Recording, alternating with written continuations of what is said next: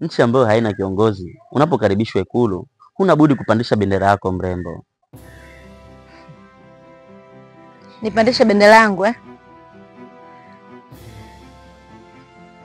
Mimi naitwa Kibwana. Sijui unaitwa nani mrembo? Ukiniita mrembo inatosha. Ila ilikuwa ni ajali tu. Ina maana nalazimika kulipia tukio la ajali kwa kukusikiliza? Kuna faida utapata. Kama mmoja atapata faida, basi mwingine atapata hasara, si ndio hivyo? Faida kwa wote wawili mrembo. Unajua nini? Sijui. Nahitaji kuotesha mti mzuri katika moyo wako, tena wenye maua mazuri ya kunukia. Au hitaji rafiki mpya katika maisha yako. Kwani nikatae sasa? Umesema Kibwana Kibwana ni jina la watu wenye upendo wa kweli hapa duniani. Nimeipenda hiyo. Unajua nini Kibwana? Nipe simu yako nikuandikie namba yangu ili tuweze kuwasiliana tukitoka hapa.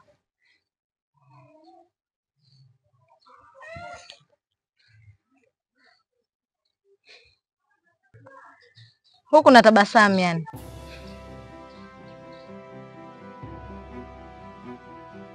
Yaani biashara yenyewe ni mbovu. Alafu nikipata pesa, kuna mpuzi anajua kuiba huyo. Balaa. Yaani kila wakati akiamua, anakuja tu, anabeba na kuondoka. Yana, yaani bado unanicheka? Niache tu nicheke, nikiweza kucheka yote ataisha dangu kipenzi. Alafu wewe nitakata bakora nikuchape. Usifikiri mimi naogopa makalama yako. Hapana dana zilo usinichape. Subiri nichukue dawa zangu nikakufanyia uganga mkubwa. Ete naiba na kuondoka. Baada ukampige unakuja kwa mganga.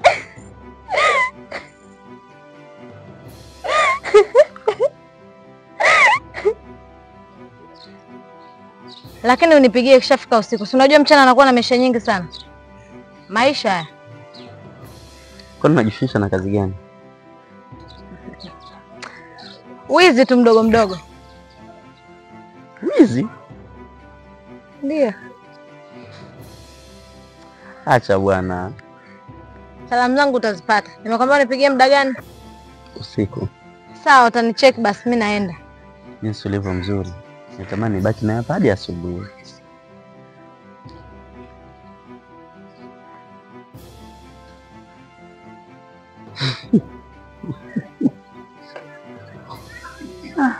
Kweli wewe mzuri.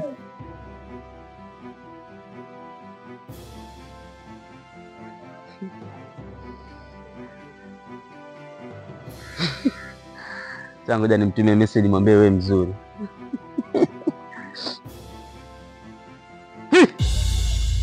Kuda dek. Ameniibia. Huyu sio mwizi mdogo mdogo, huyu mwizi mzoefu huyu. Bosi muone, ngoja nimfuate.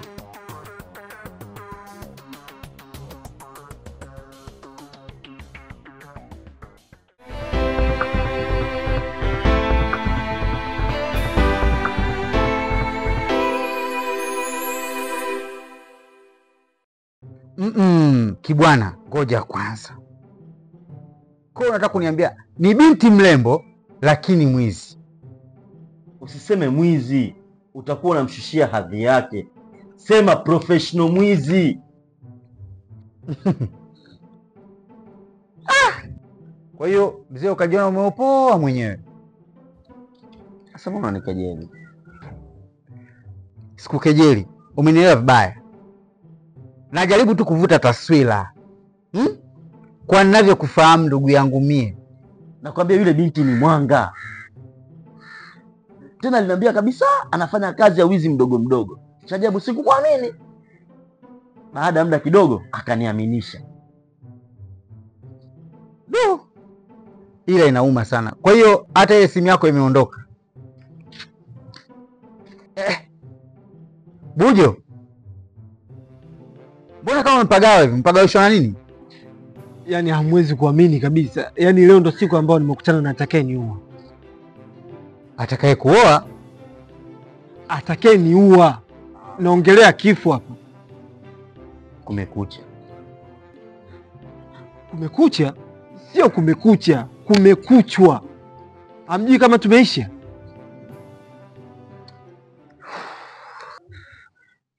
Mimi jamani, siwezi kukaa katika huu mji.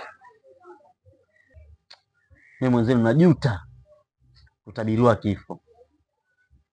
Yaani sielewi kabisa, ni bora hata nisingejua ya mbele yangu.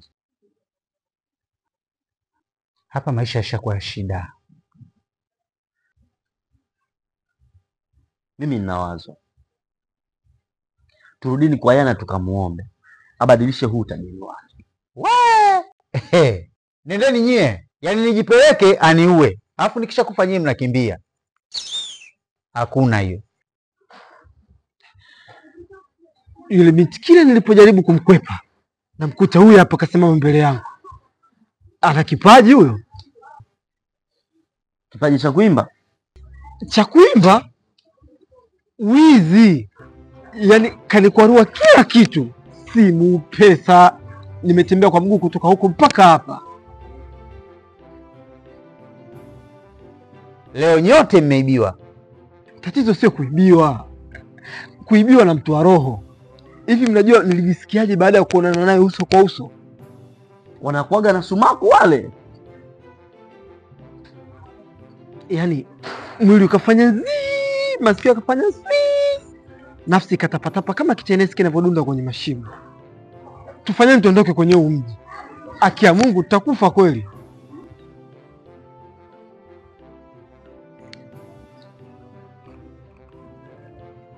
Siwezi kukubali kuuliwa na msichana mimi. Si afadhali yule msichana? Mimi mtoto kila siku nakaa najiuliza atatumia mbinu gani kuniua. Vipi wewe? Yule si mganga yule. Anakupiga tu na tunguli chali.